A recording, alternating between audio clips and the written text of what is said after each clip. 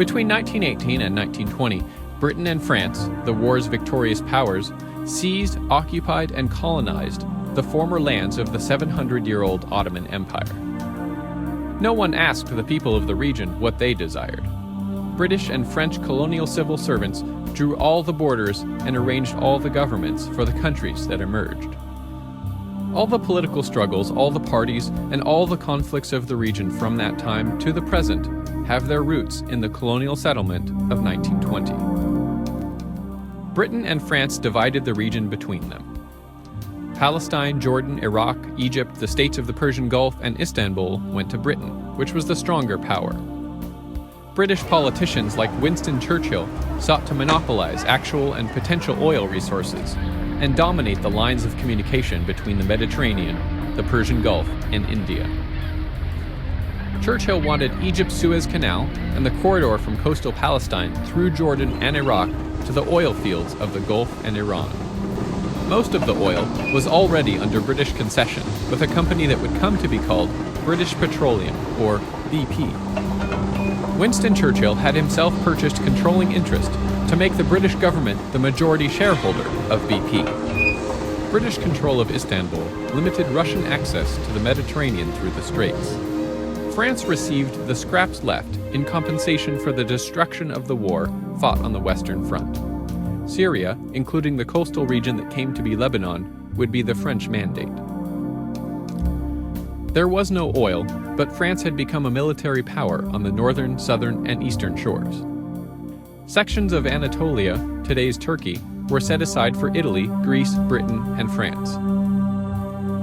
News of the partitions met with immediate opposition and eventual armed revolt by all the peoples of the region. The Turkish Republic emerged independent when Mustafa Kemal rallied former Ottoman military forces to fight against the partition. First France, then Greece and Britain decided to leave Turkey rather than fight another war. The British public would not stand to have the young men who survived the Great War again drafted to fight in distant colonies. Also in 1920, revolt broke out in Iraq, as the population rose to expel the British forces from the new colony. Winston Churchill himself engineered the counterinsurgency offensive, using the new labor-saving technologies of air power and poison gas. Egypt, Syria, and Palestine were also embroiled in armed revolt, which were suppressed at appalling human and financial cost. Nationalism in the Arab world begins as a response to the intrusion of Western colonial powers. It has a different nature in each country, partly because the colonial experience was different. So in Algeria, starting in the 1830s, you had one kind of colonial adventure, which produces one kind of response. In other countries, you have different kinds of colonial intrusion. Egypt, for example, or the countries of the Arab East, so-called, Syria, Iraq, Lebanon, Jordan, Palestine, are taken over after World War I by the British and the French. And so there's a different process in each place. So to generalize, in every case, these responses were nationalist in the sense of people wanting not to be ruled by outside forces. But in many cases they took a religious form. In many cases they took a secular form. In some cases they combined the two, or there was a process of evolution and change. In Egypt, for example, there were periods in which the national movement had a religious coloration. 1890s, for example, under Mustafa Kemal, the National Party. It was a secular national party, but it had a certain religious valence to it. And other times, the period of the Weft after World War I, when the national movement was explicitly, avowedly secular, with Muslim and Christian leaders and almost no religious rhetoric to it.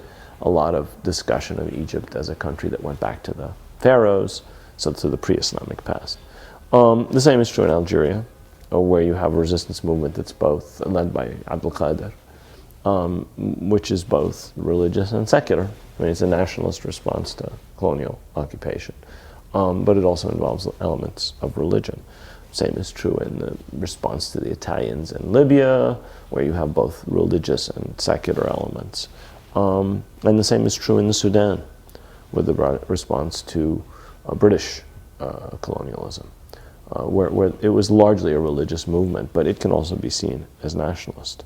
I guess it would be in the Eastern Arab world, in countries like Lebanon, Syria, Iraq, Palestine, that you had the least valence, the least weight of religious elements in the initial reactions to European imperialism after World War I. And there, this national movement was avowedly secular, and religious elements were secondary if they existed at all. So there were varied responses, with the religious element really only coming back where it had disappeared, really only coming back in the latter part of the second half of the 20th century. In other words, in the 1970s and 80s. Really was when religious movements, political movements inspired by religion, began to compete seriously with secular nationalist movements. In the aftermath of the First World War, Ottoman Turkey was dismembered, and that whole empire was divided up amongst the victorious allies in a way that was extremely cynical. Of course, the colonial powers had earlier divided Africa up, the interior of the whole African continent, amongst them in 1885 in a single conference in Berlin. So it was nothing new for the West European colonial powers to suddenly, get a huge new chunk of land and divide it up amongst them. The way that it worked in the Eastern Mediterranean area, between the Mediterranean, let's say, and Iran, which was an independent country, is that the British and the French were the two powers, and they simply drew lines on the map. Sometimes the lines were a little blurry, and they said this goes to England and this goes to France. And that was it. There were two guys who did it, Mark Sykes and Georges-Picot, and that's why the lines were called the Sykes-Picot Agreement. And what happened is interesting because these were majority Arab areas. Obviously, the Turkish Empire had been ruled by Muslims who were ethnic Turks. These were ethnic Arabs, and they were given a number of different states. But so they had, Saudi Arabia, which was largely independent anyway. Its independence was ratified, if you like, as part of that whole post-World War I period.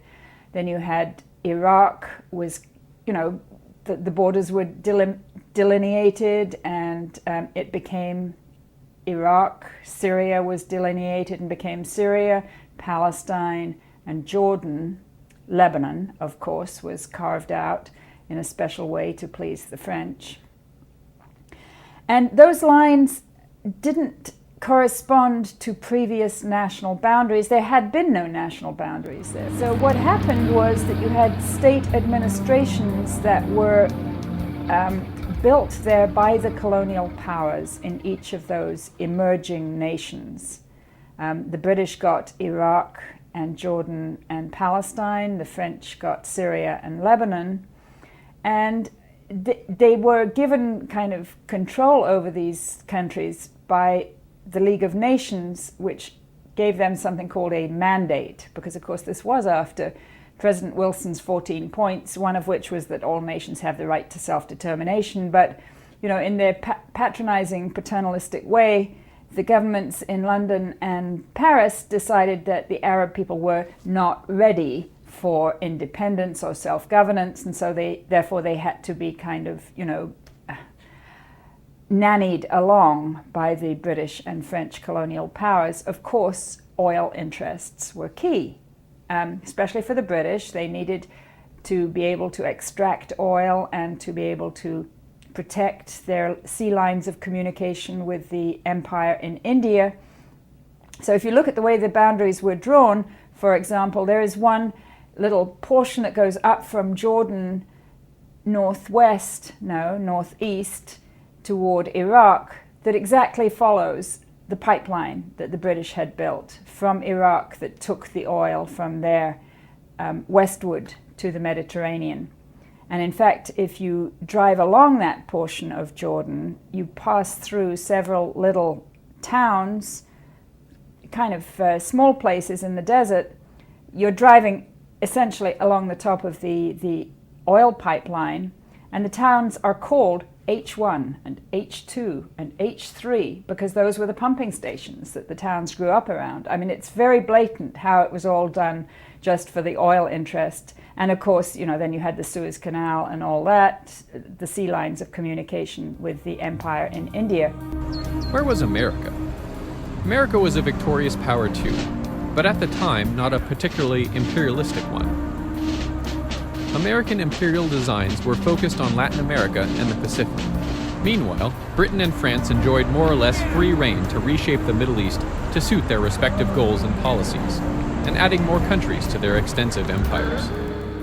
US President Woodrow Wilson was concerned that European nationalism and imperial competition had contributed to the outbreak of the World War, and he determined to dull the edges of the imperial scramble for the Middle East. Wilson dispatched the King Crane Commission to discern the wishes and desires of the people of the Middle East. It was named after its two principal members, Henry King and Charles Crane. The commission traveled to Anatolia, Syria, Palestine, and Lebanon in 1919, speaking with hundreds of people from elites to the most humble. They concluded that the people of the region desired independence. British and French colonial governments were the two least favored options.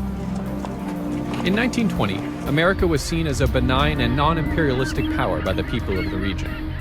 But when Wilson was incapacitated by a stroke, colonial lobbies in London and Paris divided the region, and British and French military forces occupied the cities, towns, and villages. Now, the mandates were supposed to be temporary, you know, until these nations were so-called ready for self-governance. And in the course of the Second World War, the French obviously had problems because you had Peytanism that worked with the Nazis in Germany, and so the British supported to some degree the movement of the Syrians and the Lebanese for independence from France in those days until, of course, de Gaulle came back and was, you know, a big buddy of the British and the French and the Western allies in the Second World War. But what had happened in that whole period, you had a sort of the birth of some kind of identification of people with being Syrian or with being Lebanese or with being Jordanian, but it was very fragile and infant in the pre-Second World War period, because, you know, people still thought of themselves primarily as Muslims, primarily as Arabs. There was, you know, a lot of pan-Islamic and pan-Arab feeling in those days, or else they would feel identification with, you know, the local big town. It might be Nablus, it might be Aleppo, it might be Damascus, but they didn't necessarily think of themselves as, you know, a citizen of Syria or a citizen of Iraq or whatever. The partition of this region that is sketched out in the Sykes-Picot Agreements of 1915 and 1916 is the basis for the governments and the states and nations and governments of countries like Iraq, Syria, Lebanon, Jordan, and Israel-Palestine. All of these states were carved out of a group of provinces that were part of the Ottoman Empire by European powers that were acting entirely in their own self-interest on the basis of rivalry between them, Britain and France, and that created frontiers that reflected in almost no cases the actual wishes of the people involved. So you had these long straight lines running across the desert between what is today Saudi Arabia and what is today Jordan, or between Saudi Arabia and Iraq, or between Syria and Jordan, or whatever. And they're just, you know, hundreds and hundreds of miles of straight lines. What's on one side, what's on the other side. That didn't concern Sykes and Picot and the other British and French diplomats and strategists who drew up these lines. So the first thing is that these are in some measure artificial states. There may have been a state of Lebanon or Iraq, might have developed in a different way, but as they are as they are today in terms of the frontiers that were established by these partitions and later deals between European powers. They're artificial states. The second impact of this was, so the creation of the states is the first. The second impact of this was to create a sense of grievance among peoples who probably would have organized their political life somewhat differently had they been given a chance to do that. And so Sykes-Picot and the partitions imposed by the European powers as a result of those agreements have been, since the 1920s, since they were pretty much carried out, a source of deep anger and a sense of grievance that has diminished over time because these nation states have taken on a reality of their own. They are all now real nation states. But there is still a sense of grievance that what might have been a more cohesive whole might or might not have, but the imagination of people is that it might have, was divided up by these imperialist map makers. Theodor Herzl, the founder of Zionism, believed that the only way to solve the problems of the Jews was to create a Jewish homeland. After several options were considered, it was decided that the location could only be Palestine, the biblical land of Israel. Few of the Zionists considered the fact that Arabs were already living there. As the first Jewish settlers began to arrive, the Arabs of Palestine gradually awoke to the fact that the Zionists were aiming to settle the country. Various Zionist congresses said what European newspapers reported Zionist leaders as saying. And it was very clear what they intended to do. They intended to replace an Arab population with a Jewish population and turn an Arab country into a Jewish country in the long term, as soon as they could do that. In the interim, they said other things to the Arabs, they said other things to others, but there's an unmediated transmission from the German of what was being said in Europe in the pre-World War I period through the Arabic press to people who could read. So that was the political level.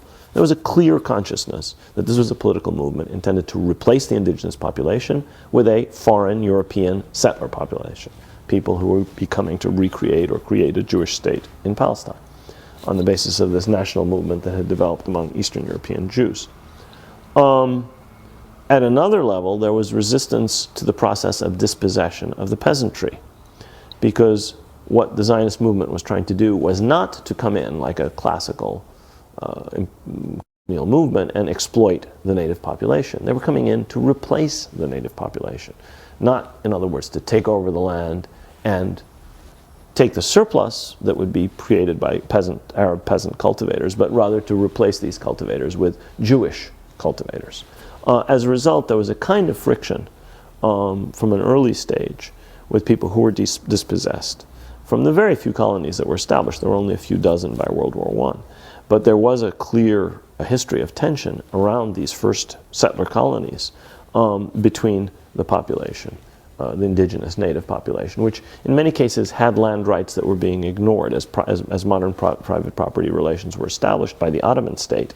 Cultivators who had indefinite and permanent right of usufruct under the old system were being told, you don't own the land, the owner has sold it, get off. And so there was a great deal of unrest as a result of this, and this increases through the 20s and 30s, and it fuels various Palestinian revolts and riots and uprisings against the British who come in World War II and against the Zionist movement. And this is the beginning of a Palestinian reaction to Zionism, which has nothing to do with anti-Semitism or even really political anti-Zionism. As one Palestinian wrote, I mean, this is a perfectly fine movement. What the problem is, you're doing it here. The problem is you want to take as your country, our country. This reaction was not just a reaction of peasants to being dispossessed.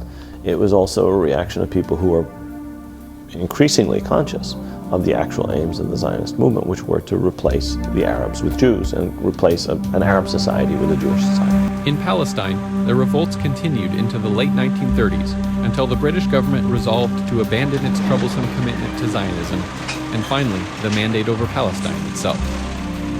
Independence only came to the region when the colonial powers, exhausted and bankrupt by the cost of another European World War, were forced to leave the region in the 1940s. Also by the 1940s, armed opposition to foreign intervention and colonialism had been fully established. the desire for true independence and opposition to intervention, colonialism, and imperialism remain potent among the people of the region till today. Next time, we will explore how the search for independence, justice, and dignity animated politics in the 1950s and 60s.